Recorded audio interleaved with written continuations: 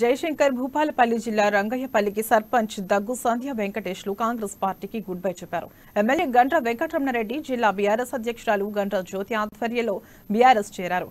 గ్రామానికి చెందిన దాదాపు 100 మందికి పార్టీ కండువాలు కప్పి బీఆర్ఎస్ లోకి ఆహ్వానించారు. ఈ సందర్భంగా వారు మాట్లాడుతూ ప్రభుత్వం చేస్తున్న అభివృద్ధి పనులను చూసి బీఆర్ఎస్ లో చేరుతున్నారని చెప్పారు.